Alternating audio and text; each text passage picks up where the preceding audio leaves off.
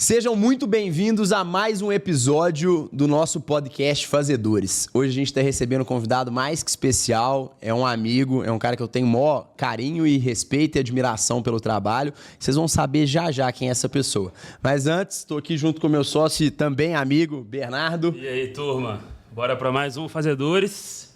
Aprender muito sobre investimento hoje.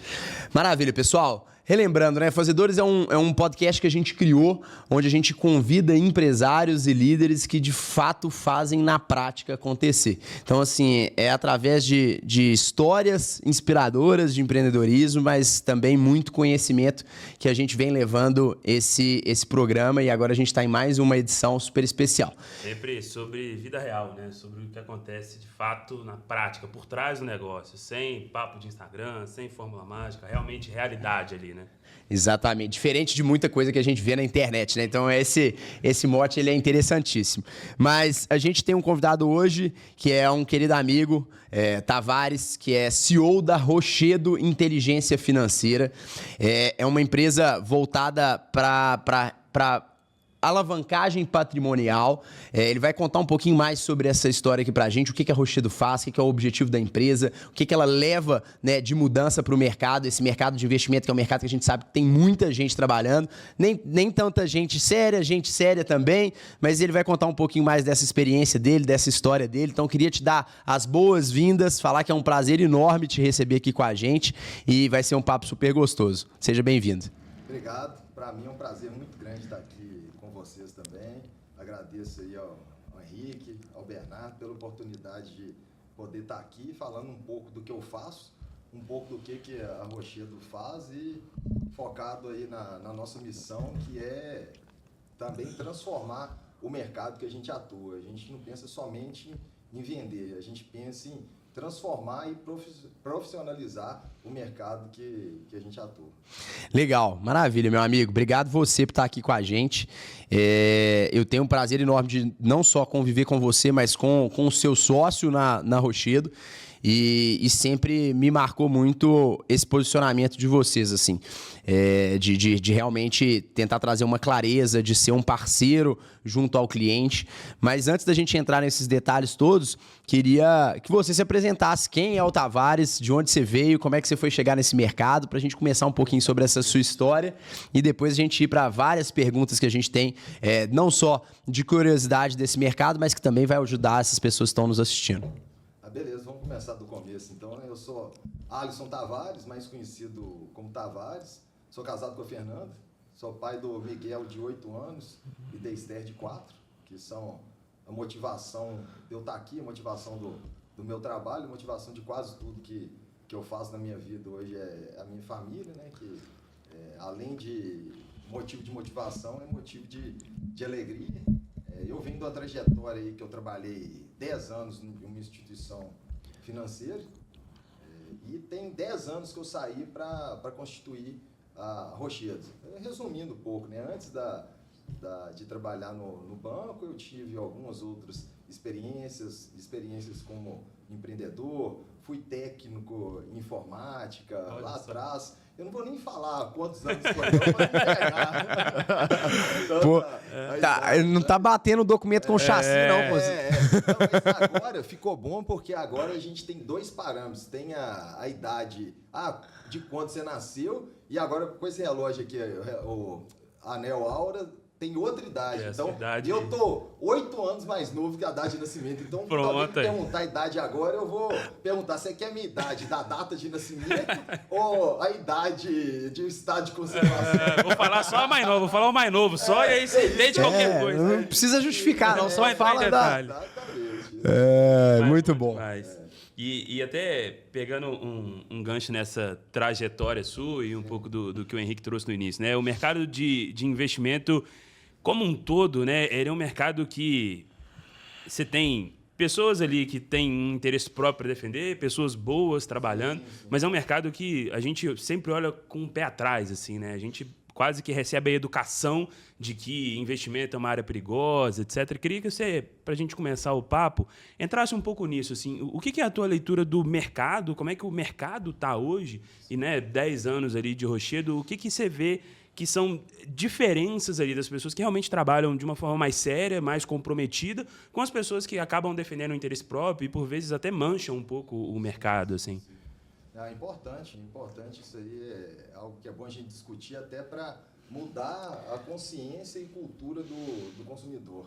Porque nesse mercado hoje a gente tem muita gente boa, a gente tem gente boa dentro de banco, a gente tem gente boa dentro de assessoria de investimento, a gente tem corretores de seguros que trabalham eticamente, vendedores de diversos produtos financeiros, mas esse mercado hoje tem muita confusão do que é vendedor e do que é consultor. Porque a gente tem muitos vendedores hoje que se dizem consultores, mas eles não exercem um processo consultivo, eles não têm treinamento para isso, eles estão focados na venda de produto e se auto-intitulam como consultor. No mercado de investimento, por exemplo, muita gente não entende, a gente tem alguns modelos de atendimento diferentes. A gente tem um modelo do banco, né, que é você ter conta lá no Bancão, Bradesco, Banco do Brasil, Itaú. Você pode ter conta em algum banco aí mais especializado, banco focado em investimento XP, BTG, e ser atendido por um assessor de investimento, ou você pode ser atendido por um consultor CVM. Não é minha atividade principal, mas eu sou consultor CVM, tenho as certificações necessárias para isso.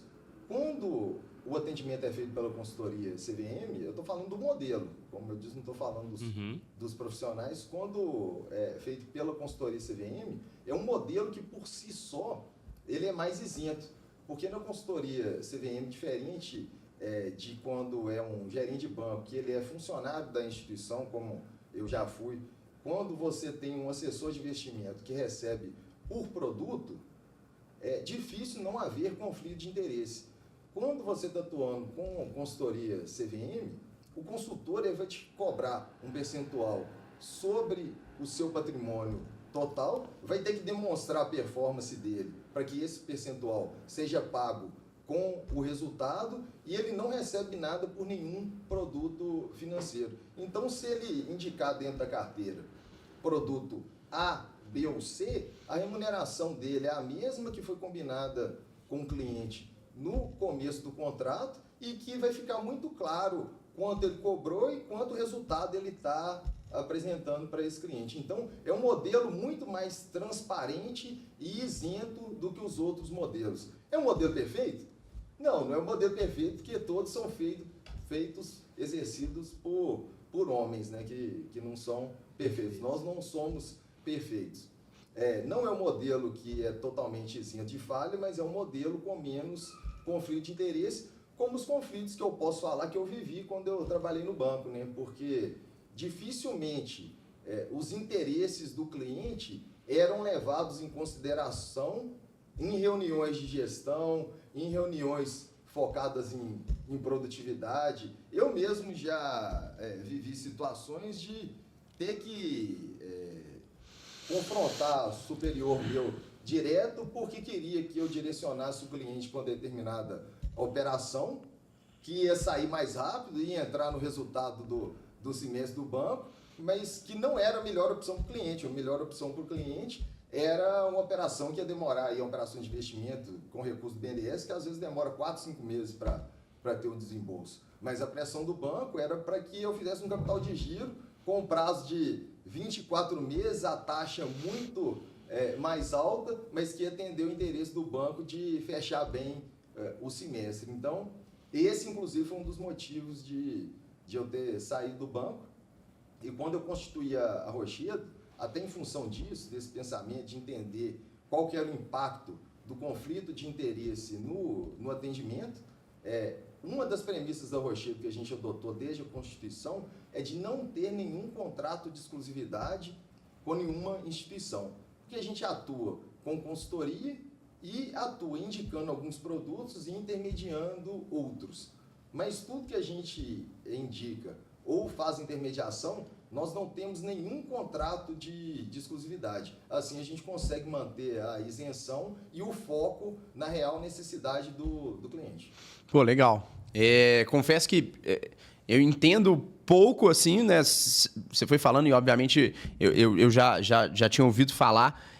sobre essas terminologias, a própria prática do consultor e tudo mais. Mas, então, é até engraçado, né? Porque, às vezes, a gente vai em busca de um investimento buscando a melhor rentabilidade. E não necessariamente a melhor pessoa para te acompanhar nessa estrutura.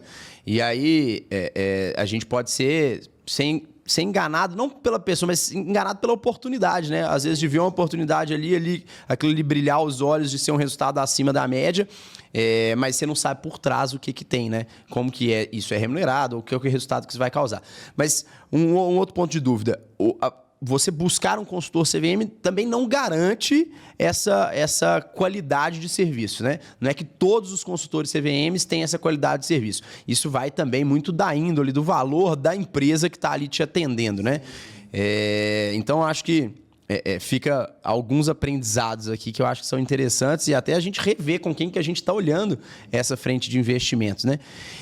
E aí, conectando um pouquinho com isso, Tavares, esse mercado é um mercado que vem sendo mais perigoso ainda ultimamente. Assim, o mercado brasileiro, com tudo isso que está acontecendo nos últimos meses, se tornou mais importante ainda ter um consultor. Como é que você enxerga tudo isso?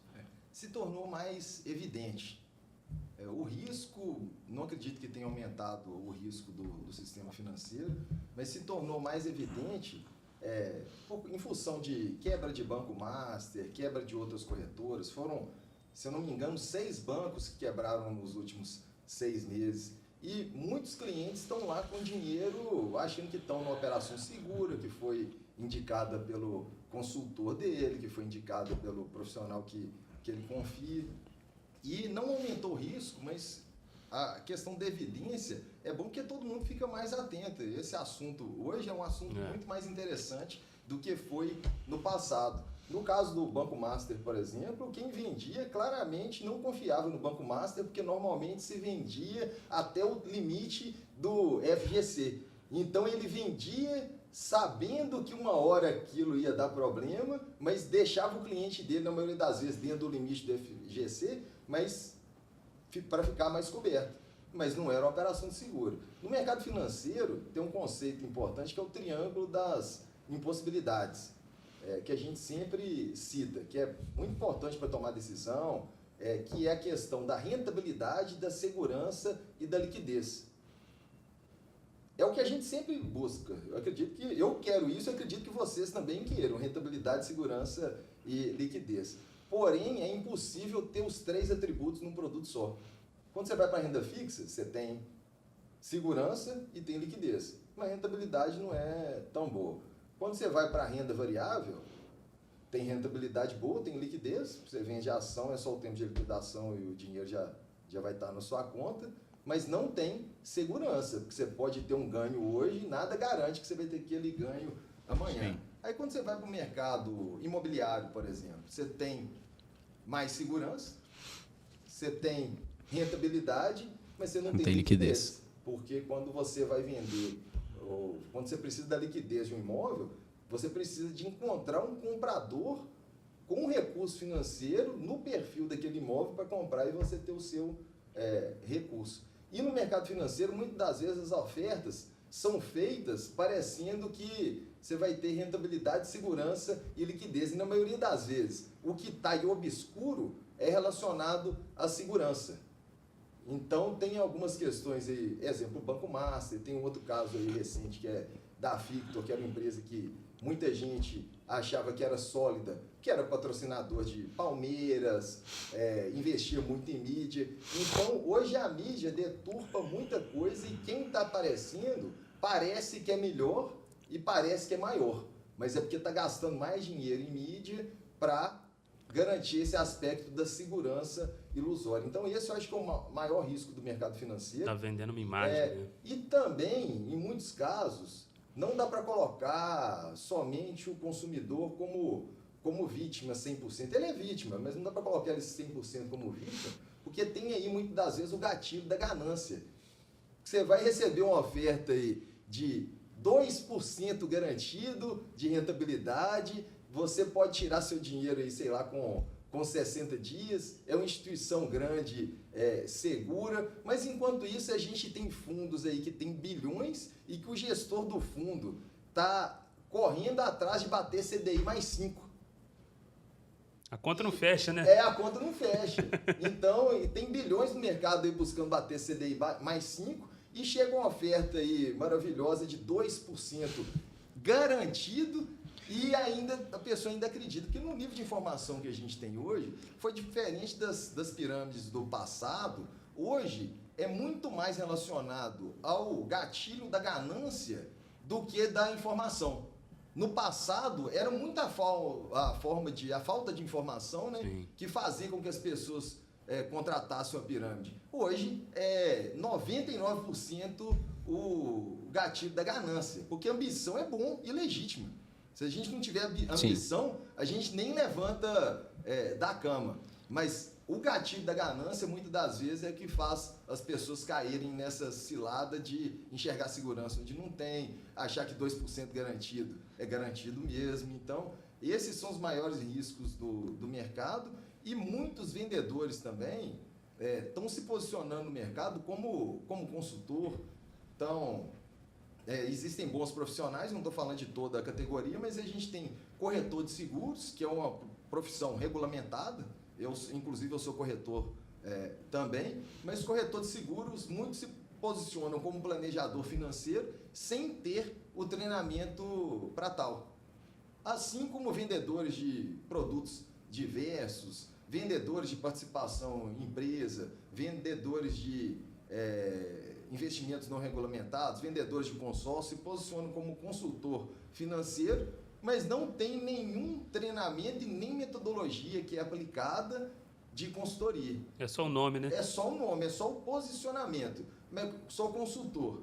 Não, é vendedor de produto. E a diferença é o seguinte, o consultor, ele começa pelo diagnóstico para entender qual que é o objetivo do cliente. A partir do objetivo do cliente, ele vai encaixar o produto ou não, porque muitas das vezes no diagnóstico do cliente não existe produto.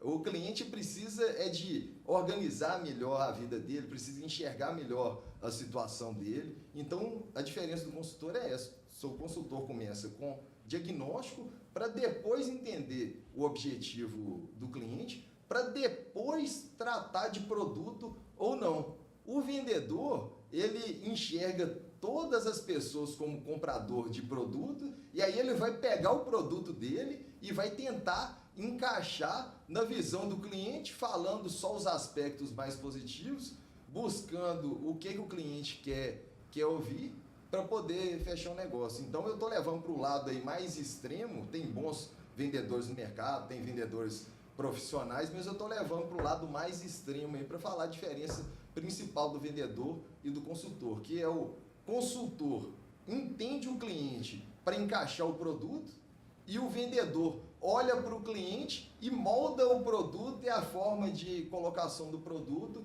para poder fechar o negócio. Isso é interessante, né? Porque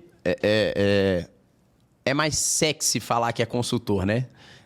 Porque se a pessoa não falar que é consultora, ela vai falar o quê? Que ela está simplesmente oferecendo um produto ali, né? Porque o vendedor o brasileiro ainda tem esse problema de enxergar o vendedor. Acho que não é o problema do brasileiro, mas é um problema de pessoas que fazem coisas erradas no mercado de enxergar o vendedor como uma pessoa que só olha o interesse dela, né? Então, acho que essa diferença ela é muito clara quando se fala de realmente a pessoa entender ali o que você busca, qual que é seu objetivo e te oferecer o melhor possível, né? Não simplesmente pegar um produto de prateleira e encaixar no que você está pedindo. Obviamente vão ter produtos, né, que vocês trabalham que são bons produtos para a demanda que a pessoa está querendo, mas é difícil isso, porque muitas das vezes a pessoa que está do outro lado é uma pessoa que não tem tanto conhecimento, né, Tavares? Então, a pessoa está ali buscando uma evolução financeira e aí eu acho que é um pouco do que você falou de ganância ou do objetivo, né? O objetivo é realmente buscar uma consultoria financeira e não um retorno XPTO, né? Porque aí a consultoria financeira vai falar, não, beleza, vamos planejar dessa forma isso e aquilo. Mas o não conhecimento do outro lado, ele prejudica também essa estrutura, né? Prejudica. Apesar da gente ter falado aqui, hoje tem muito mais informação na internet, tem um monte de ferramenta de inteligência artificial que pode fazer análise aí de qualquer proposta que a gente recebe, mas a informação ainda é um aspecto que está mais na mão do consultor e do vendedor. E no ponto que você falou aí, tem uma questão importante da visão que o cliente tem desse vendedor. O vendedor muitas das vezes chega com autoridade, muitas das vezes vai citar alguns aspectos técnicos que o cliente não conhece ainda para gerar essa autoridade, mas ele vai estar focado 100% no produto. Então, principalmente os que, volto a falar, tem profissionais e profissionais do mercado, mas eu acredito que é impossível alguém atuar consultivamente defendendo uma única bandeira, que é a situação que eu vivia no banco. Não dá para ser legítimo, né, a defesa, assim. É impossível você atuar como um consultor defendendo uma bandeira. Porque você vai estar ali dentro de uma instituição, você tem meta, você tem um único produto para atuar, então você não vai fazer diagnóstico. Você vai pegar o seu produto e vai moldar para cada cliente, falando o que seja importante para cada caso. E casa muito, acho que com a Rochedo, assim, né? Eu, pessoalmente, quando conheci a MeetHub, a gente sempre teve esse olhar de ser um suporte para o empresário, né? De dar um apoio para o empresário na construção do negócio. E quando eu conheci a Rochedo, para mim, eu vi no mesmo lugar, assim, que eu acho que é um lugar muito diferente, né? E acho que traz um pouco dessa ideia do consultor. Eu vejo, olhando de fora, que a perspectiva de vocês é muito mais em relação ao negócio, ao objetivo do negócio. E, no fundo, vocês trazem ali uma caixa de ferramenta. Assim como o cliente, quando procura a MeetHub, quer crescer o negócio, na perspectiva de investimento, ele também quer crescer o negócio e, no fundo, vocês estão trazendo um leque de possibilidades de soluções ali. E que, para mim, né, enquanto um leigo no assunto, eu acho que talvez uma das principais abordagens que eu vejo casar com o que você está comentando, que é como é que você entende essa diferença, assim, de você estar numa empresa que pensa negócio e que investimento, na verdade, ele é o caminho, né? O objetivo seu é com o negócio e não com o financeiro só, realmente com o objetivo do negócio. O que você vê isso de diferença no mercado, assim? Porque, pessoalmente, é a primeira empresa que eu conheço que tem essa mentalidade, né, de realmente ser um apoio para o negócio. O financeiro é um caminho. Sim. Existem outras também, bom que você conhece só a gente, que vai fazer negócio com a gente é bom. Mas existem outras, a gente vai falar que é a único do mercado, mas o principal, a diferença principal é não ter contrato de exclusividade nem acordo de produção. Legal. Porque nessas diferenciações que você citou, entre olhar a necessidade do cliente e entre olhar a produtividade, olhar a venda de produto, a partir do momento que você assina um contrato com uma bandeira, você deixa de trabalhar para o cliente e passa a trabalhar para a instituição financeira. Então, lá na Rochedo, eu acho que a mudança, a grande diferença da maior parte das empresas do mercado, a gente não trabalha para nenhuma instituição financeira. A gente trabalha para os nossos clientes. E é como você falou, quando a gente não trabalha para nenhuma instituição financeira, a gente enxerga o mercado como uma caixa de ferramenta. Que quando precisa, a gente vai lá e saca uma chave de fenda e apresenta para o cliente. Se for uma chave Philips, a gente vai demonstrar para ele uma chave Philips. Agora, quando você tem um contrato de exclusividade com a chave de fenda... Você vai trocar o parafuso, né? Você vai trocar o parafuso ou vai usar uma chave de fenda num parafuso Philips e a primeira vez vai até funcionar. E aí, daqui a pouco, a segunda, terceira vez que você tentou tirar e colocar aquele parafuso ali, o parafuso já foi embora. Então, em algumas situações funciona, e é exatamente isso no mercado financeiro. Quando não existe isenção, em algumas situações vai funcionar. Tem pessoas que mesmo dentro do modelo que não tem isenção, por questão de valores pessoais, trabalham com isenção até recusando negócio. Eu conheço assessores de investimento que estão num modelo que é conflitante e que eles são extremamente éticos. Mas aí é um valor pessoal dele. O modelo em si não leva para isenção. Legal. Não, legal demais. E essa saída do banco, né? Assim, foi uma carreira de 10 anos, chegou a gerente, a ser gerente de banco, mas essa saída ela foi motivada principalmente por esse interesse assim, de trabalhar no mercado financeiro, de trabalhar com essa frente de investimento, de levar o melhor para as pessoas, mas que você viu que não era possível fazer isso numa instituição como essa? Exatamente. Foram os dois principais pontos. Foi a vontade de empreender, de fazer algo diferente do que eu vivia no banco, e o incômodo que eu tinha lá de viver num ambiente conflitante. Porque para poder continuar trabalhando lá, muitas das vezes eu tinha que confrontar direcionamentos de gerente, de operações que eu não concordava, deixei de atender cliente. Eu cheguei ao ponto, teve um cliente que o gerente queria que eu fizesse algo, o gerente geral queria que eu fizesse, era um superintendente na verdade, queria que eu fizesse algo que eu não concordava e eu preferi não atender mais o cliente. E eles acabaram fazendo lá, transferindo o cliente para outra carteira, gerou uma indisposição para mim, mas eu continuei alinhado com os valores que eu acredito. Legal. Tem muito isso, né? A gente estava conversando nisso também, você falando muito sobre valores, Sim, assim, sim. que eu acho que, pelo que eu estou entendendo, a grande diferença dos profissionais que estão fazendo um bom trabalho para os profissionais que estão manchando o mercado é justamente os valores. E hoje, dentro da Rochedo, dentro da sua vida, o que você entende que são esses valores que te ajudam a enxergar o mercado dessa forma? Assim? O que você entende, seja na hora de contratar um consultor, seja na hora de ver um consultor que realmente faz sentido ali trazer para o negócio, o que você enxerga que são valores primordiais ali? Isso, boa pergunta. Na Rochedo, o que a gente tem lá? O primeiro valor nosso é fé e integridade. Em primeiro lugar, fé em Deus. A gente deixa muito claro até no processo seletivo que a gente é uma empresa que acredita em Deus e age de acordo com os ensinamentos que Jesus nos deixou, e integridade. E isso é passado no processo seletivo dos colaboradores internos. A gente cita os valores da empresa, citando fé e integridade em primeiro lugar. A gente cita isso para parceiros. Então, com isso, a gente já acaba atraindo pessoas que têm o mesmo direcionamento.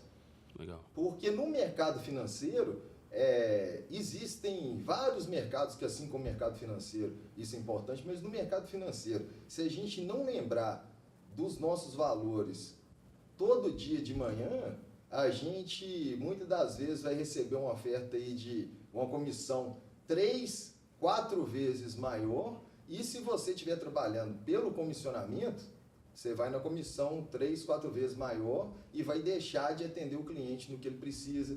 E na maioria das vezes os melhores produtos do mercado são os produtos que pagam uma comissão menor, porque cobram menos taxa do cliente, mas são produtos que aparentemente eles não são bons financeiramente, mas eles são os melhores, porque o ganho ao longo do tempo com o cliente é muito maior. Então é uma conta imediatista, que eu não acredito que seja uma conta inteligente, porque muitas das vezes 1% é mais do que 4, 5% num produto que vai dar problema daqui a 6 meses, e você não vai ter nem mais o negócio e nem o cliente. Lá no Rochedo eu costumo usar uma frase que é o seguinte: a gente prefere perder o negócio para não perder o cliente. Porque muitas das vezes a gente perde o negócio, a gente deixa de fazer o negócio porque não é o momento do cliente, ou porque aquele negócio não é adequado a ele, mas a gente ganha o cliente nesse momento. Mas voltando à sua pergunta aí, a questão da fé, a gente usa a fé e integridade como valor e deixa isso exposto. A gente sempre cita isso nas nossas relações para poder filtrar e manter todo mundo alinhado no mesmo sentido, tanto os colaboradores internos quanto os parceiros que a gente tem. Vira cultura, né? Esse fato traz exatamente. essa coerência para o negócio, né? Senão não tem... E essa lógica de você não se perder, ela é muito mais forte. Óbvio, eu acho que todo negócio precisa relembrar os valores, né? E a gente, como pessoa, precisa relembrar os nossos valores para a gente não se perder. Mas quando se fala em mercado financeiro, e com essa explicação que você deu, fica muito nítido que isso precisa ser martelado, né? Porque a gente, como ser humano, tem que tomar um cuidado danado para a gente não, em algum momento, cair numa pegadinha e se desviar de alguma forma. E aí, quando você fala em uma empresa de consultoria financeira, que é o objetivo de fazer o melhor para o cliente, isso tem que estar muito relembrado, né? Não, legal demais. E aí, um dos pontos que eu vejo da assessoria financeira que se fala muito hoje no mercado, e que eu sei que tem como ser feito de uma forma muito positiva, mas que ao mesmo tempo também, igual o nome consultor, pode ser que esteja sendo sujado de tanto ser repetido ou das pessoas levarem para um lado de uma outra forma, é a parte de alavancagem patrimonial. Seja através de um consórcio ou outras vertentes. E eu sei que é uma vertente que vocês trabalham assim.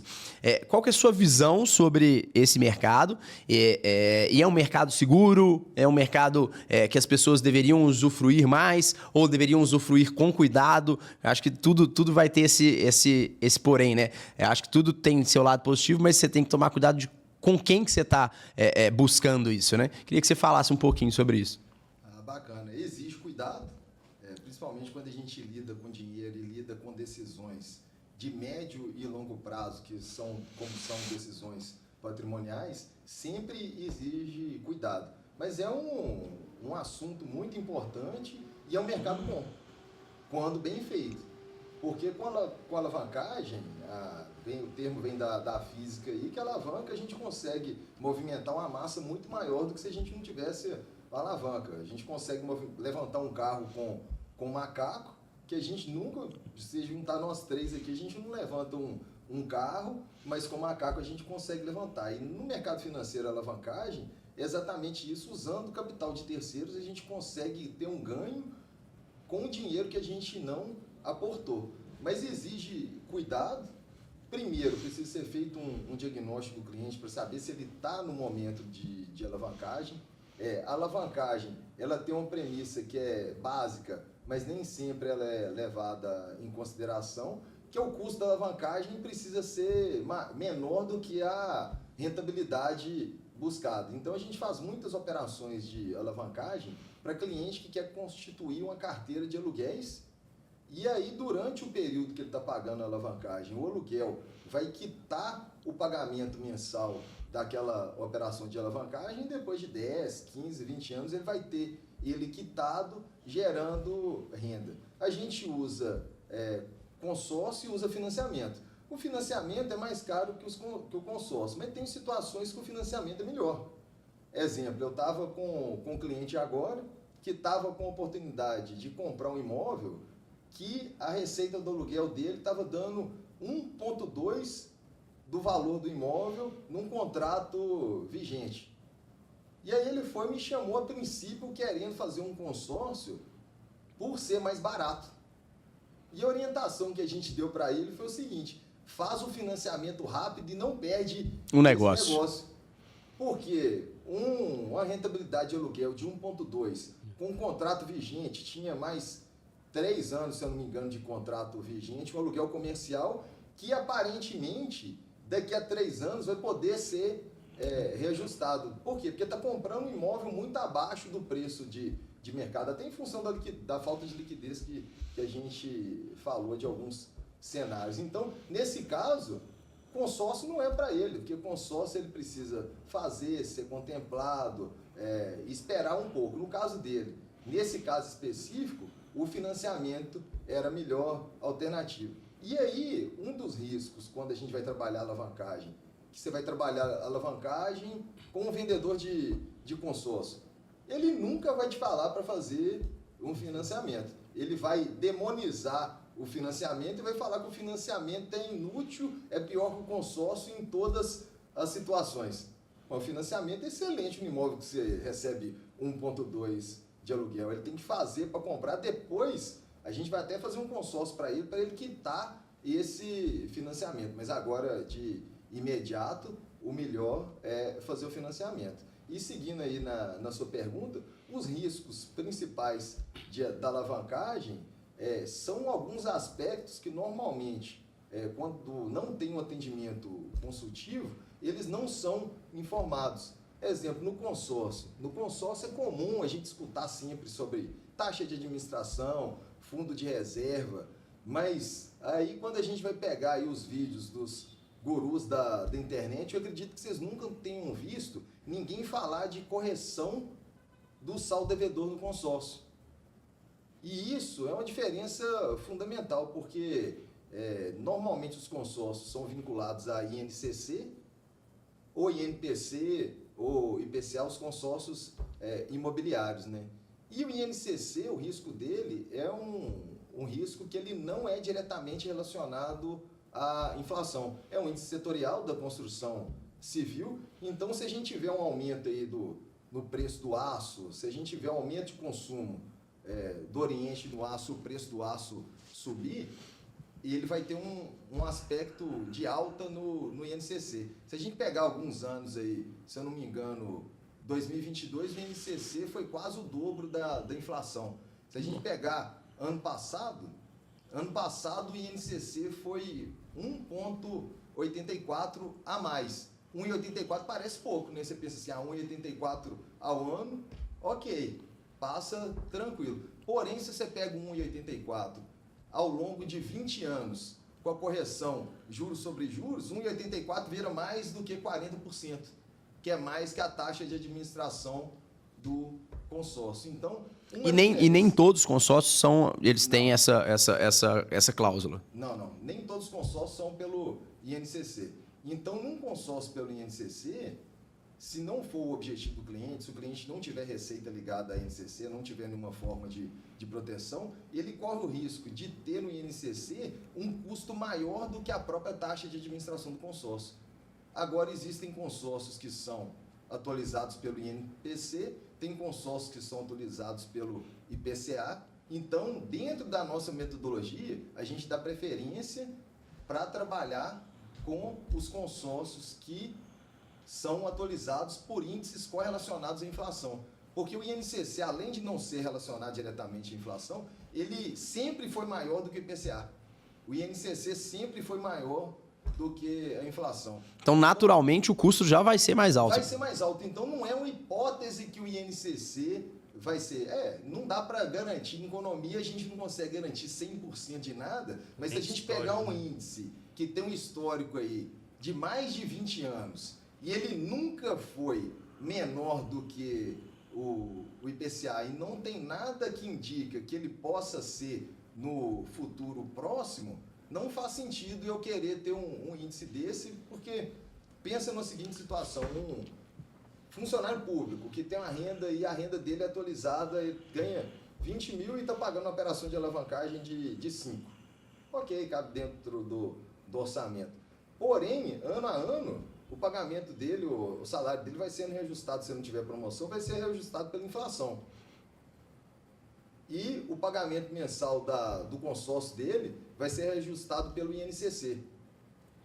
Ao longo de 20 anos aí, ele vai sair, sei lá, de 5 para 10, enquanto colocando aí um exemplo proporcional. Enquanto a renda dele vai sair de 20 para 30, o consórcio pode sair de 5 para 15.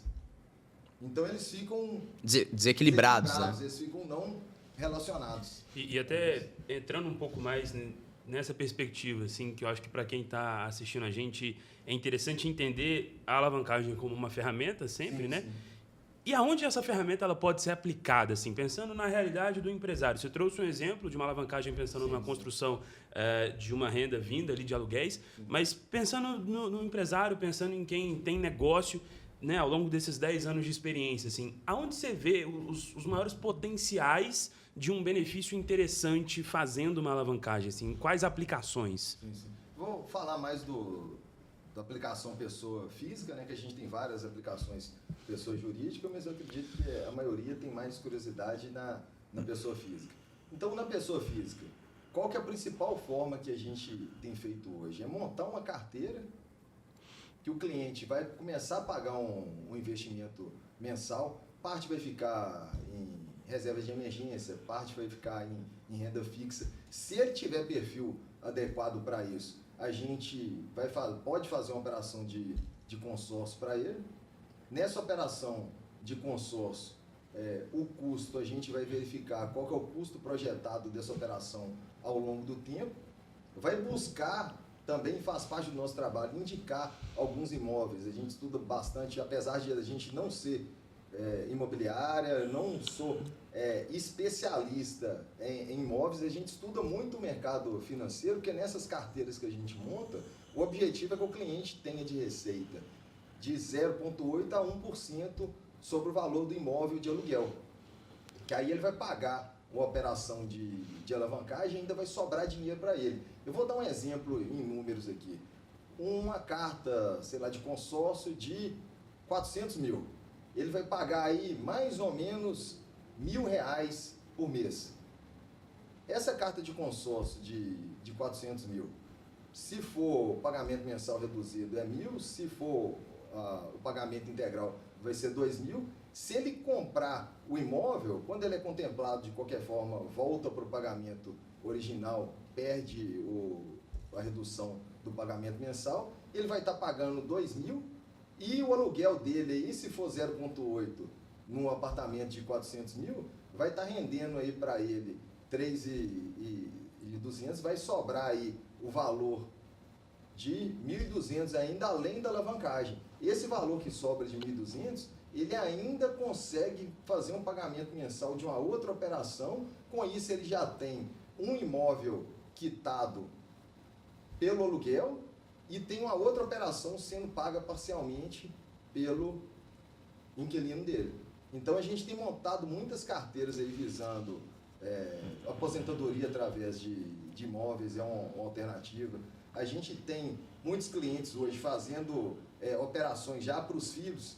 Filho com 16, 17 anos a gente consegue contratar. A gente não é um produto de previdência, mas tem sido usado como previdência, porque tem inclusive um seguro incluído que, na falta do responsável financeiro, a operação é quitada. Essa é uma possibilidade também de uma operação alavancada visando sucessão. Então tem diversas operações aqui, mas basicamente é alavancagem focando em criação de uma carteira de aluguéis, de forma que o aluguel pelo menos empate com o valor da alavancagem e depois lá na frente o imóvel tem o seu aluguel integral sendo pago ao dono a partir do momento que ele está quitado. Aí tem alguns perfis específicos, tem alguns clientes que até fazem operações que o valor do aluguel não é suficiente para pagar o valor da alavancagem, mas são operações que são feitas em prazo muito curto, 8 anos, 10 anos, mas mesmo assim é satisfatório, porque depois de 8 anos, 10 anos, você vai ter o aluguel entrando integralmente no caixa dele. E o valor do patrimônio. Assim, né? E o valor do patrimônio. Então a gente está falando só aqui do aluguel. No imóvel, tem várias formas de ganho. O aluguel é uma forma e tem a valorização imobiliária. Porque a valorização imobiliária nos últimos 20 anos, ninguém tem, apesar da gente não ter um indicador confiável de 20 anos para trás, como a gente tem o IPCA, de valorização de imóveis, é algo que é muito claro, porque os nossos pais, o nível de dificuldade para comprar um imóvel, na época que os nossos pais compraram, era muito menor do que hoje em dia. Então, isso aí, eu acredito que ninguém tem dúvida que nos últimos 20 anos os imóveis valorizaram mais do que a inflação. E tende a acontecer da mesma maneira para os próximos anos, que tem algo até brinco que Deus continua permitindo fazer gente nova no mundo. Mas Terra é só o que já está aí. A Terra, o universo está em expansão, mas a Terra... Não, então o que tem de imóvel aí, isso vai gerar escassez, né? A população está aumentando e os imóveis são os que já existem. Então, não existe nenhum indicador que nos próximos 20 anos, assim como foram os 20 anos passados, a gente vai ter uma valorização de imóvel menor do que a inflação. Tende a ser como foi nos últimos 20 anos, ou até maior, né? Porque o governo gastão, igual a gente tem que ficar emitindo moeda o tempo todo, a nossa nota de 100 vale 100 porque o governo fala que vale 100. Só que conforme ele vai emitindo moeda nova, ela deixa de valer 100, vai ter o poder de compra cada vez menor, e isso não tem interferência no valor do imóvel. O imóvel tem valor intrínseco e quando a moeda é desvalorizada, o imóvel vai ter uma elevação do valor dele, porque ele continua do mesmo valor e a moeda que desvaloriza. Então é outra importância de investir em imóveis também, pela questão da proteção do patrimônio com relação à desvalorização monetária, diversificação de carteira, que a gente também não fala, coloca todos o seu dinheiro, todos os seus recursos em imóvel. Não, você precisa ter uma reserva de emergência, você precisa ter liquidez de recurso financeiro para tocar outros projetos que não envolvem imóvel. Se você coloca tudo em imóvel também, você precisa de investir na sua empresa, você vai ter que captar capital de terceiros ou vender o imóvel, talvez com pressa, talvez não com o tempo que você gostaria e ter um prejuízo com isso. Eu falo isso porque no mercado, os gurus da internet, muitos falam também que a pessoa não precisa nem ter reserva de emergência, é só colocar tudo em imóvel que vai dar certo, se ela tem a capacidade de pagamento mensal aí de R$1.000, faz um consórcio de R$1.000 que vai dar tudo certo. Não é bem assim que funciona, né? Existem outros aspectos aí no planejamento financeiro que precisam ser considerados, né? Não, legal. E num país onde se fala que de pouca inteligência financeira, né? E aí eu já ouvi falar muito assim, as pessoas falarem, consórcio não é investimento, consórcio não é uma poupança, você pode juntar esse dinheiro, só que a verdade verdadeira é que o poder não quer dizer que a pessoa vai fazer, né? E aí o compromisso ali de um consórcio, com um boleto, com aquilo ali sendo organizado, né?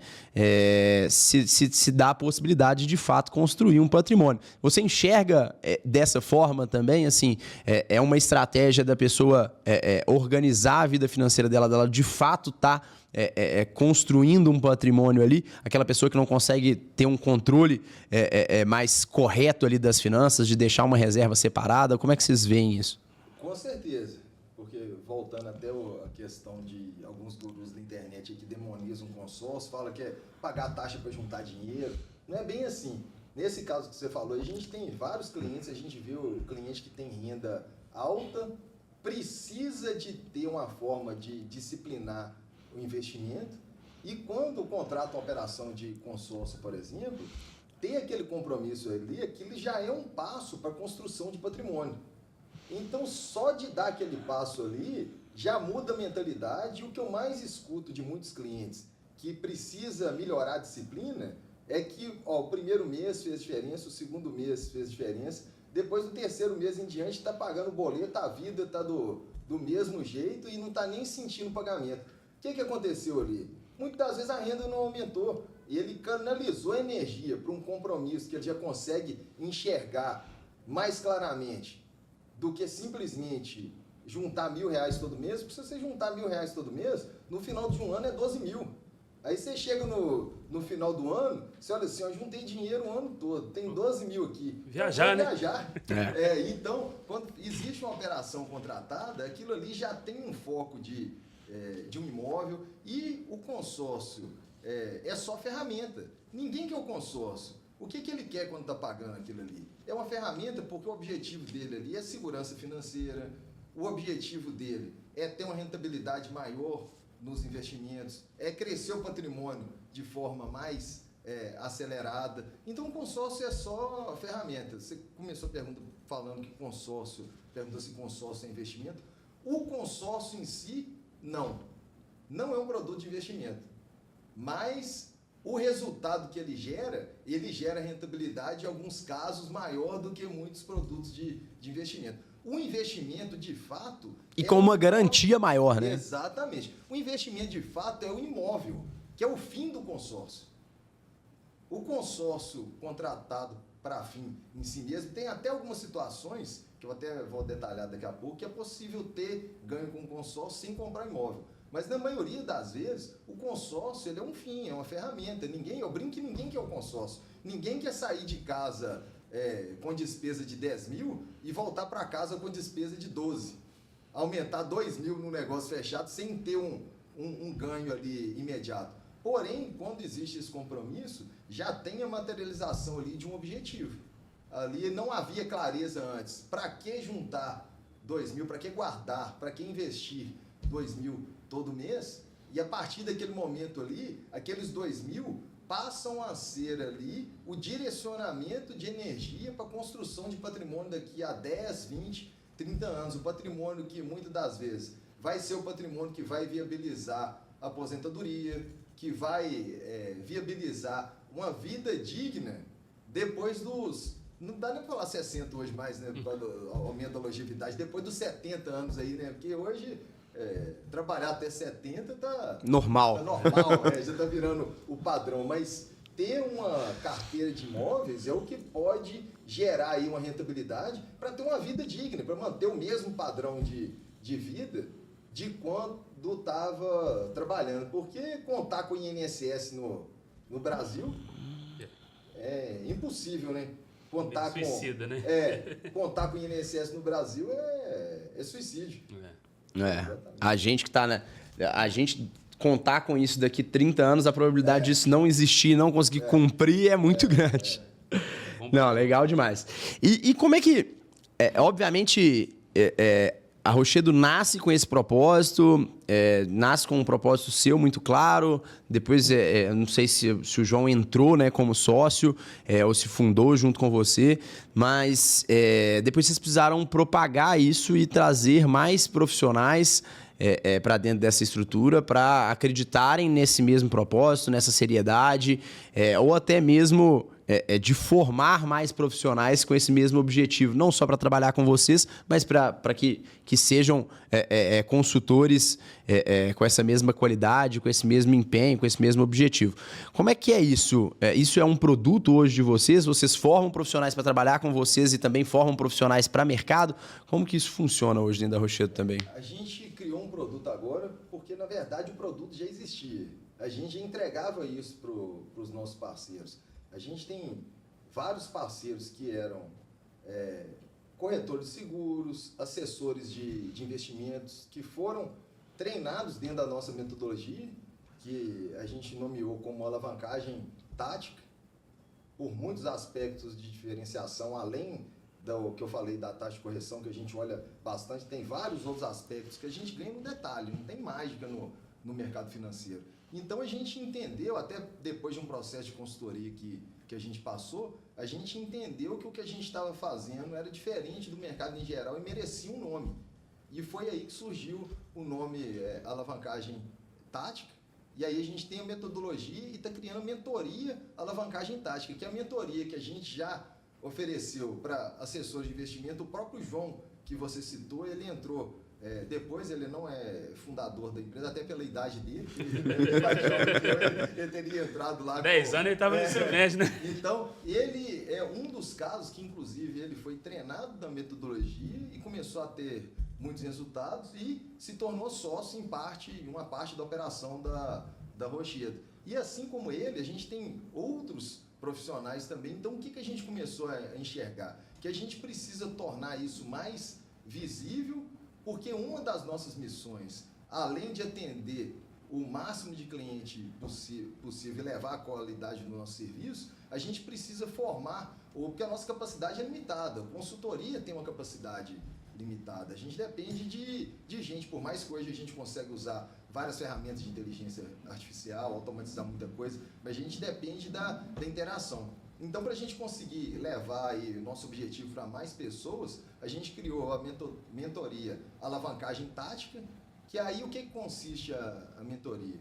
O nosso mentorado, ele vai receber uma bagagem de treinamento para fazer um diagnóstico do cliente, para atuar consultivamente. Em primeiro lugar, no começo da mentoria, o que ele vai aprender primeiro? Atuar consultivamente. Não vai falar nada com ele de produto de mercado. Mais importante é ele entender como fazer um bom diagnóstico do cliente para entender os objetivos. A partir daí, ele vai entender quais as opções existem no mercado financeiro focado em alavancagem, e aí ele vai estar apto a poder atender seguindo a nossa metodologia. E aí, dentro da nossa metodologia, tem vários guias, já tem por mais que é consultivo, não existe uma forma, não é engessado, mas existe uma forma de atender. E essa forma hoje está muito bem delimitada, até com uso. Eu acredito que nos últimos 3 meses eu escrevi mais coisa na empresa do que nos últimos 10 anos. Mas é porque nos 10 anos anteriores não tinha inteligência artificial para ajudar. Então, hoje, essa metodologia, a experiência que eu peguei lá dos meus 10 anos de banco, os mais 10 anos da Rochedo, a gente condensou isso no material para treinar em diagnóstico, treinar em produto, mostrar o que tem no mercado de melhor alternativa e o que é pegadinha que a gente precisa escapar. E todos os nossos consultores também saem com viés, inclusive está escrito isso na cultura da Rochedo também, que a gente entregar valor para todos os clientes que a gente atende. Independente de fechar um negócio, a gente busca gerar valor. E, normalmente, o valor que a gente gera é através de informação.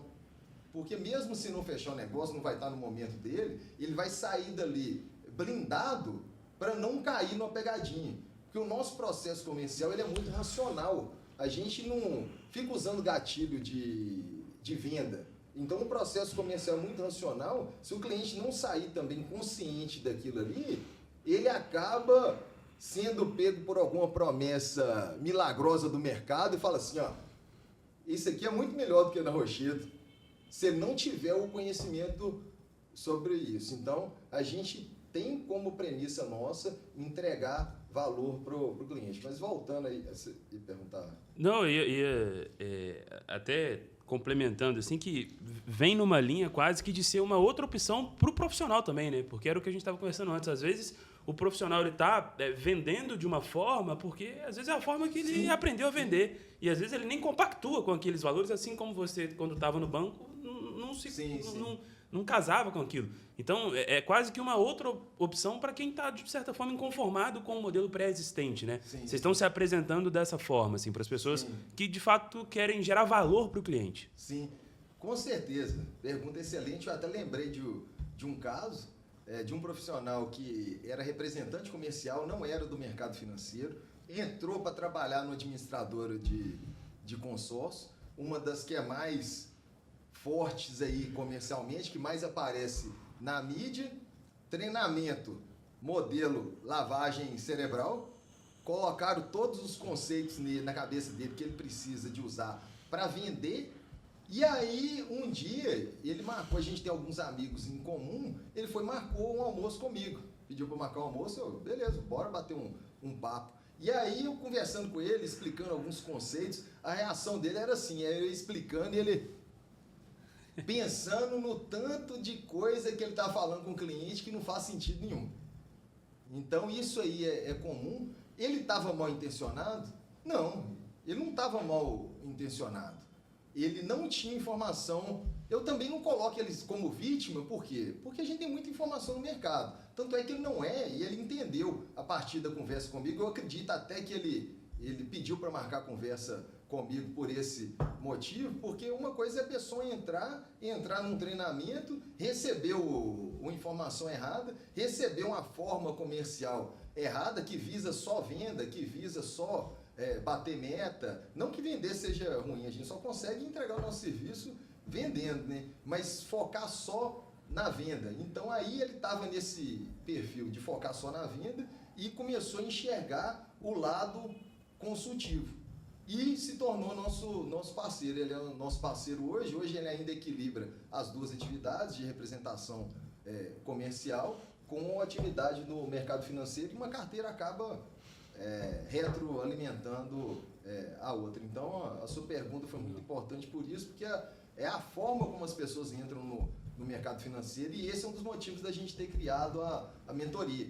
Que a nossa mentoria, o mentorado pode se tornar associado da Rochedo ou não. Ele vai ter a bagagem de conhecimento, inclusive, para ele definir isso.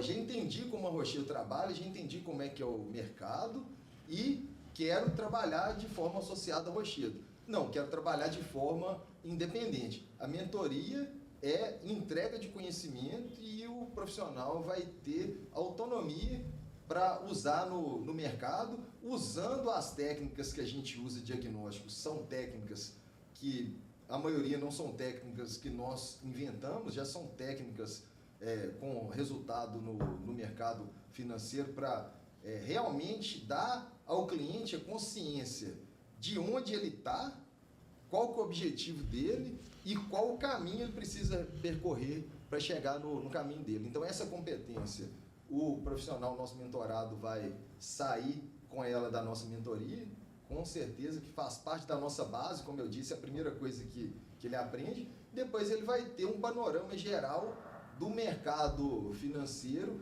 e principalmente dos produtos de alavancagem e vai ter uma bagagem comercial também. Então ele vai aprender como que ele prospecta dentro da carteira dele, vai aprender como ele prospecta cliente que não é da carteira dele, que é importante também, porque não adianta ser bom, ter muito conhecimento e não vender.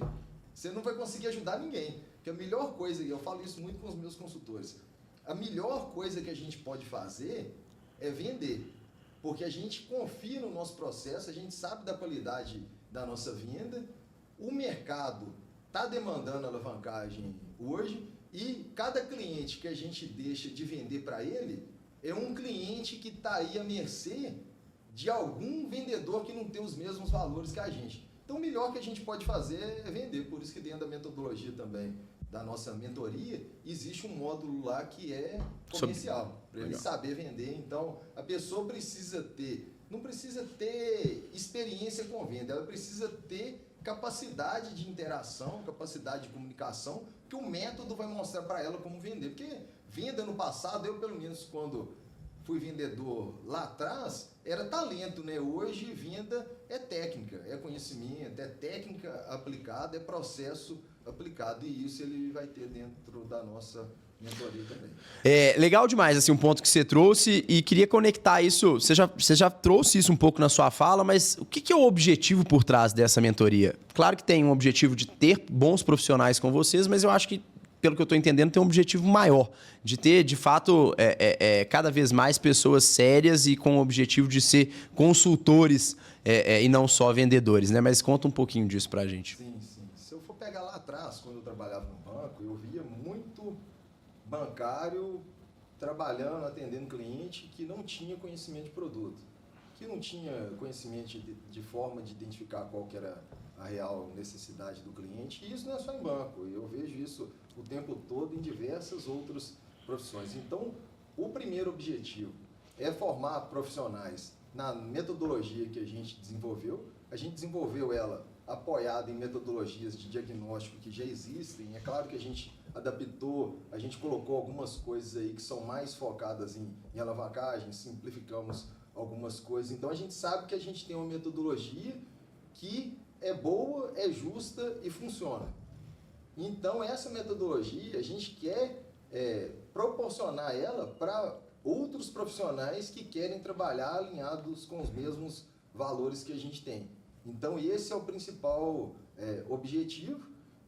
O segundo objetivo é que esses profissionais eles possam ser educadores do mercado, assim como a gente acredita que é hoje, porque nos nossos atendimentos hoje, o que acontece? O nível de informação que a gente detalha nos nossos atendimentos, o cliente sai meio que vacinado, para não sair por aí escutando uma proposta milagrosa. Uhum. Então, a gente quer que esses profissionais que a gente forme na mentoria também tenham conhecimento para divulgar e impedir que essas outras pessoas, os outros consumidores, tomem decisões equivocadas, decisões fora da hora. E esses são os principais objetivos, além do objetivo também de crescimento da empresa. E isso faz parte do plano de crescimento da empresa, que não é um projeto... A gente tem até a parte social lá na empresa, mas esse não é um projeto filantrópico. Ele tem um propósito, tem uma missão, mas faz parte também do crescimento da empresa. Legal demais. Estamos caminhando para o fim, mas a gente tem um bloco de perguntas aqui que eu queria trazer que também é muito importante, talvez dos mais importantes para quem não tem conhecimento ou para quem está buscando uma oportunidade de alavancagem patrimonial agora ou de buscando uma consultoria financeira, né? Quais são as pegadinhas que existem, por exemplo, no mercado de consórcio que as pessoas deveriam estar atentas, assim, né? O que o mercado não conta ou o que o vendedor não conta que as pessoas deveriam se atentar, assim, assim? Quais são os principais pontos? Primeiro ponto, nem sempre o consórcio é melhor que o financiamento.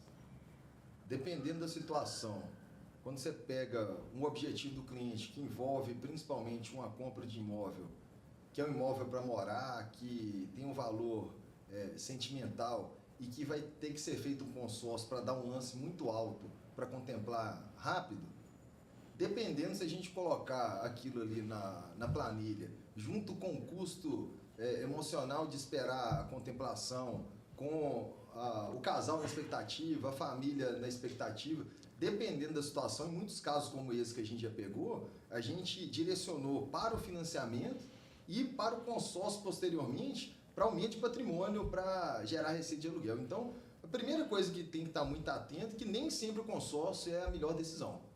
Legal. Porque uma coisa é um número na planilha, mas quando a gente lida com finanças, a gente tem que pensar em comportamento, a gente tem que pensar no impacto que isso gera na família.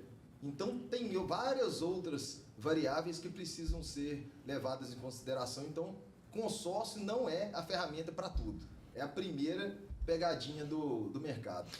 Legal. E aí, entrando em consórcio, esse ponto é um ponto super legal, mas entrando em consórcio também, o que não se fala dos consórcios? Agora eu acho que é um ponto legal da gente trazer para o pessoal. É um ponto muito legal também, que o que não se fala do consórcio, primeiro do índice de correção, que a gente falou numa pergunta anterior, que eu vou detalhar um pouco mais. Todos os consórcios imobiliários, eles estão atrelados a um índice de correção. Então, além de ter a taxa de administração, além de ter a taxa de reserva, todos têm um índice de correção. E isso quase nunca é divulgado, porque ele representa um custo. E como ele não é divulgado, ele não é comparado. As pessoas não analisam o consórcio do ponto de vista do índice de correção. Então, muito se vê aí, eu tenho um consórcio aqui que a taxa de administração é 22, esse aqui é melhor porque a taxa de administração é 20 ao longo do tempo. E aí fica se brigando por causa de taxa de administração, de diferença de 2%, 3%, e no índice de correção essa diferença pode ser muito maior.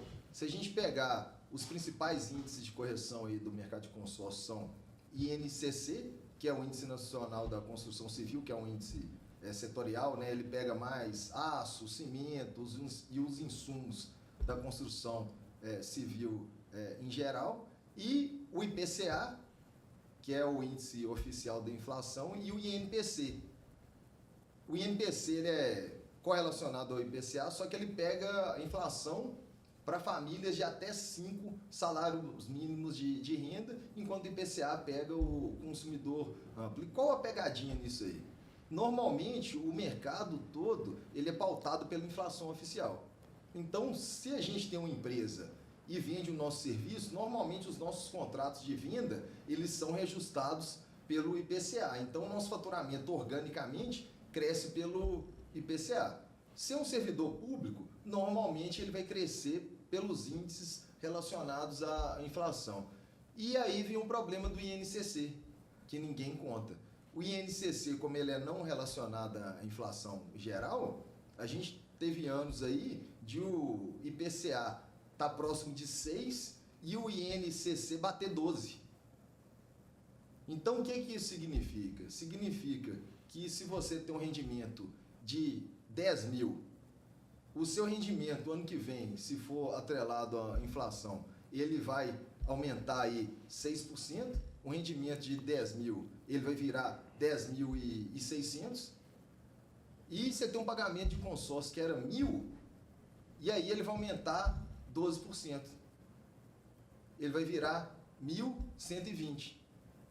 Então fica desproporcional. Agora pensa isso, esse aumento. Beleza, aumentou. Em um ano tudo bem, Tudo mas... bem, mas coloca isso em 20 anos, recorrente. Uma diferença, se a gente pegar um ano, ok, esse ano é um ano atípico, diferença de 6 para 12, isso não acontece todo ano, mas vamos pegar um ano de diferença tranquila, 2025, que a diferença foi 1,84.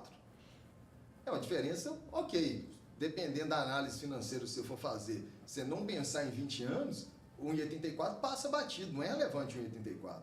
Porém, 1,84 ao longo de 20 anos, sobre juros compostos, vai representar 43%.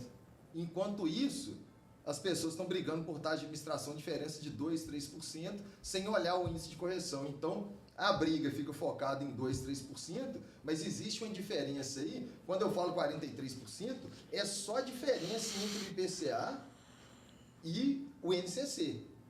O total da correção é maior, ele é 43% maior se a gente pegar como base ano passado. E eu acredito que vocês já ouviram falar de consórcio, mas nunca devem ter ouvido de taxa de correção nas operações de consórcio. Então, essa é uma das maiores pegadinhas desse mercado. Legal, legal. Interessante, realmente. Nunca tinha escutado falar e acho que tem o outro lado dessa moeda agora, né? Para as pessoas que querem realmente, com seriedade, olhar para isso, encontrar boas possibilidades.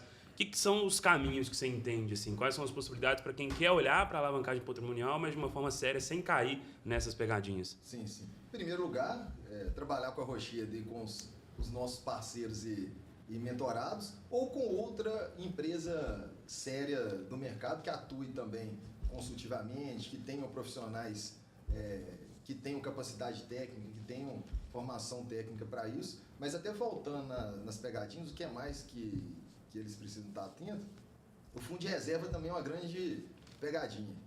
Tem a administradora aqui, eu não vou citar o nome, mas é uma administradora grande, é uma grande seguradora, mas o consórcio dela não é um bom produto, é um produto bom em seguros. Eu já tive seguro de veículo dessa seguradora, mas o consórcio dela é um dos piores do mercado.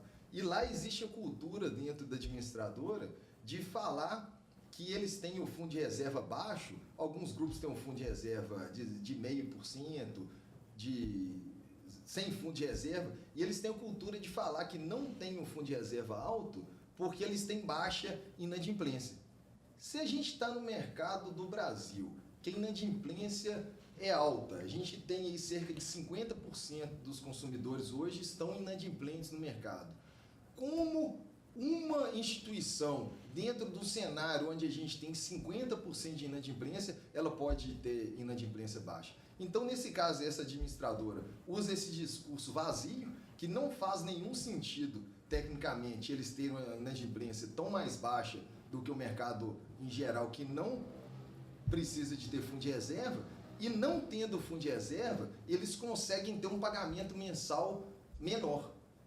Ok, tem um pagamento mensal menor, mas no consórcio, o que todo mundo quer? Quer ser contemplado. Ninguém quer ficar pagando parcela menor. Ninguém quer ficar pagando parcela menor. Todo mundo quer ser contemplado. E a diferença não é muita. A diferença, às vezes, é de 30, 20 reais. Mas se for cebola com cebola, 20, 30 reais você vai no mais barato.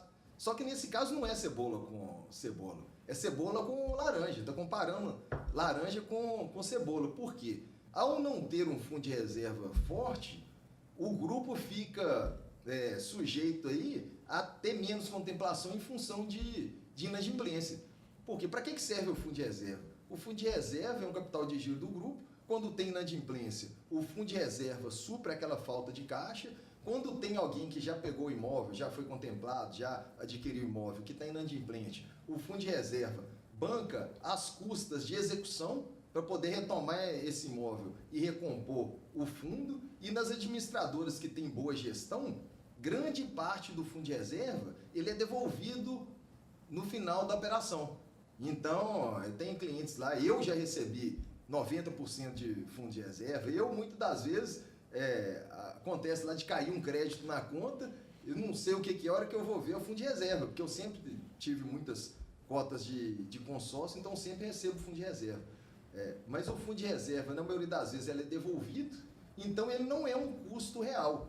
Ele é a garantia de que aquele grupo vai ser saudável do início ao fim e continua gerando contemplações. Então, essa aí é uma das outras pegadinhas, porque é um discurso muito bonito, é um discurso que é lindo de falar na internet, é lindo de falar com o cliente, cara a cara. Não, o meu fundo de reserva é baixo porque eu não preciso que a minha inadimplência é baixa. Então, seu mercado é lá em Marte, não é aqui no Brasil. Porque aqui no Brasil a inadimplência é 50%. Em média do consórcio, provavelmente seja até maior. Agora, se você tem um administrador que a inadimplência é baixa, como que você faz isso? Seu mercado é outro. E nesse caso, o cliente vai descobrir só na hora que ele vai tentar realizar o consórcio, isso, né? E aí ainda, eu imagino que tenha um lado de pegadinha com relação a não possibilidade de cancelamento também, né? Porque aí eu já ouvi falar alguns casos desse e eu não sei se é verdade, mas o consórcio é uma operação que depois que você está dentro ali de um grupo, você pode até cancelar, mas você só recebe esse valor no final do grupo ser encerrado, né? Então, assim, quão importante é você entrar num grupo correto? Porque se você entrar num grupo errado, eu imagino que o seu problema vai se estender por muito tempo, né? Então, assim, para a gente fechar essa frente de o que olhar antes de assinar, isso também deveria ser um ponto? Ou qual outro ponto deveria ser olhado antes de assinar um consórcio? O consórcio, em geral, tem multa de cancelamento. Então, o cancelamento é a forma de perder dinheiro no consórcio, é cancelando.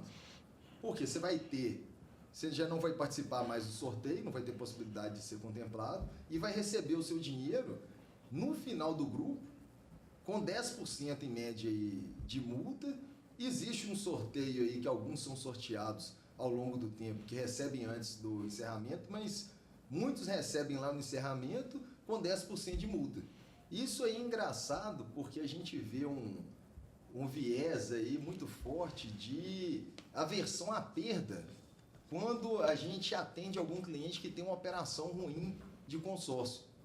E aí, é o nosso papel, a gente não vai ficar denegrindo administrador, é o nosso papel demonstrar dentro da nossa metodologia o que a gente busca numa operação de consórcio, nas que a gente indica, e normalmente o cliente, quando cria essa consciência, ele olha assim, então, essa que eu contratei não é tão boa assim, igual me venderam não, né?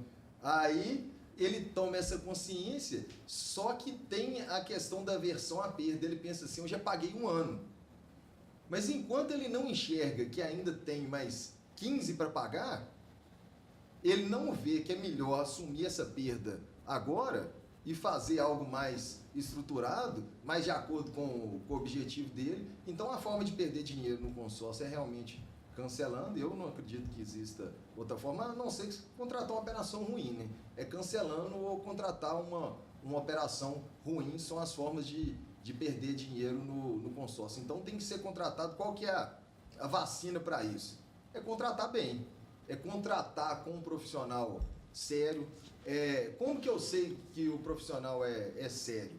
Ele está expressando opinião, está me falando de promessa ou está usando conceito técnico? Está me explicando aspectos de mercado? Essa é a melhor régua que o consumidor pode entender se o profissional que está atendendo ele é sério ou não. Ele está me explicando conceito do produto, conceito do objetivo que ele tem com aquela ferramenta, ou está só falando com discurso só para usar gatilho de venda. Então essa é a melhor regra que o consumidor pode usar. E eu lembrei de um outro aspecto aqui, que é mais escondido ainda, que é o rendimento da carta contemplada enquanto o cliente não usa. Esse é um aspecto que eu nunca vi nenhuma outra empresa falar, além da gente, que é o rendimento da carta. O que isso representa? Exemplo, Tassiano, você está aqui nesse momento com uma carta de 500 mil contemplada e você está buscando uma oportunidade de um imóvel. Você está buscando oportunidade. Você não quer comprar qualquer imóvel, você não vai comprar pela emoção, você vai comprar pelo número e um imóvel que esteja no preço que você busca, dentro da característica de aluguel que você busca. Então essa busca, ela pode demorar 1 mês, ela pode demorar 2 meses, ela pode demorar, 4 meses se você não tiver com tanta urgência, não conseguir focar nisso. Nesse período, o que acontece? Esse dinheiro já é um dinheiro que é seu. Só que ele é carimbado, você só pode sacar ele para comprar o imóvel. E o Banco Central determina que esse dinheiro precisa ficar aplicado e tendo um rendimento para o cliente, mas o Banco Central não determina onde esse dinheiro precisa ficar aplicado. Então a gente vê administrador aí com a carta contemplada, rende 30% do CDI. Oh. Então se você tem uma carta contemplada que está rendendo 30% do CDI, está pior que a inflação. A carta ela não está aumentando 30%, ela está diminuindo. E a gente sempre busca trabalhar com administradoras que pagam próximo de 100% do CDI. Normalmente elas colocam em fundos que miram o CDI, então o mês vai dar 98, 99, 101, 102, mas próximo ali do pelo menos 98, 99% do CDI. Porque essas que pagam 30% do CDI, esse dinheiro tem pro bolso de alguém. Sem dúvida, né? Com certeza ele está aplicado a 100 e alguém está levando essa história. Existe alguma forma aí da rentabilidade ser mascarada, porque não faz sentido. Você consegue aplicação aí de 98% do CDI para você aplicar R$1.000. Sim. Como que uma administradora de consórcio vai aplicar o dinheiro recebendo menos de 100% do CDI? Não faz o menor sentido. As administradoras que estão pagando 30%, administradora grande, administradora conceituada pagando 30%, 40%, o cliente só vê isso quando ele começa a reparar que a carta dele está lá parada, cai um rendimento aqui, mas esse rendimento é ínfimo. Ínfimo. Está rendendo menos do que o meu CDI no banco. E aí que ele nota isso. E isso faz muita diferença para o nosso perfil de cliente, que é o cliente investidor, que ele vai ficar, às vezes, 1 mês, 2 meses esperando para comprar o imóvel. Esse rendimento faz muita diferença, que ele acresce no valor da carta. Serve para você comprar um imóvel um pouco mais alto ou usa para bater no saldo devedor. E faz muita diferença também para o cliente que faz construção. Porque a construção, em alguns processos, ele é liberado gradativamente conforme o andamento da obra. Então o dinheiro fica ali, parte do dinheiro parado ali 1 ano e meio, 2 anos. Então essa diferença no CDI, ela é fundamental. Legal. Ao longo de 2 anos aí, muda... Traz resultado, aí, né? Dependendo da operação de 2 milhões, vai representar aí 200 mil de diferença aí ao longo de 1 ano e meio. Não, legal demais. Eu acho que conseguimos passar por várias nuances, detalhes, trazer informação, né, que eu acho que era o objetivo. Porque, de fato, é um mercado que pode ser muito bom, mas precisa ser feito da forma correta, né, Tavares? E aí eu acho que para a gente caminhar para o fim, queria que você deixasse 2 recados. O primeiro recado para aquela pessoa que busca alavancagem financeira, que busca um conhecimento, alguém para assessorar ela nos movimentos financeiros da vida dela, seja pessoa física ou pessoa jurídica. E depois um outro recado para o profissional que quer entrar nesse mercado, de ser consultor, ou que já está nesse mercado, mas que quer, de fato, vir para o lado mais correto mesmo, de realmente buscar o melhor para o cliente. Então, queria que você deixasse esses 2 recados para a gente caminhar para o fim. Primeiro recado para quem está buscando algo no mercado financeiro, está buscando um caminho, está buscando uma metodologia. Quem está no mercado financeiro buscando isso, busque informações sobre a nossa mentoria da Rochia, nossa mentoria Alavancagem Tática. Lá você vai encontrar um método claro, um método replicável, um método que já funciona aí há vários anos, que tem vários clientes satisfeitos. Um método baseado em valores morais e capacidade técnica, que aí você vai conseguir crescer profissionalmente e fazer vários clientes crescerem também em patrimônio. Que o que a gente faz, no fundo, é proteger famílias. É fazer com que o trabalho dos nossos clientes deixem um legado que vai perdurar aí 2, 3, 4 gerações. Porque, no fim, é isso, que a gente escuta aí dos clientes. Ninguém pensa assim, eu quero tranquilidade, quer segurança para a família, quer deixar um legado para os filhos. E isso, você profissional do mercado financeiro, que está buscando uma forma de fazer isso, ou uma segunda fonte de renda, vai encontrar com a nossa metodologia. E para o consumidor, pesquisar, usar as ferramentas que tem no mercado, buscar ter um mínimo, porque ninguém vai virar especialista. A gente tem muito cliente médico, tem cliente engenheiro, eles não vão se tornar especialistas no mercado financeiro, porque eles fazem dinheiro com outra coisa. Mas busquem o mínimo de informação possível até estabelecerem um vínculo de confiança com um profissional que já demonstrou resultado para vocês. E uma coisa que a gente brinca o gerente do banco não é seu amigo. Desse jeito. E é uma máxima que ele pode até parecer seu amigo, né? Exatamente. Mas tome cuidado. Meus gerentes, eu gosto de vocês, relação... Eu também gosto dos meus. Eu tenho bons gerentes de banco, mas a verdade é que o gerente de banco não é seu amigo. Legal. E aí, para finalizar, eu queria agradecer. Foi um papo super gostoso. É um assunto que que eu me interesso, é um assunto que eu acho bacana, é um assunto que traz possibilidade das pessoas mudarem de vida, mudarem de realidade, fazendo a coisa certa. Então, assim, obrigado demais por ter estado aqui com a gente, ter compartilhado esse conhecimento. Queria passar a palavra para o Bernardo também para a gente encerrar e depois, por último, você encerrar o nosso episódio de hoje, deixando um último recado para quem está nos assistindo e realmente agradecer por ter estado aqui conosco.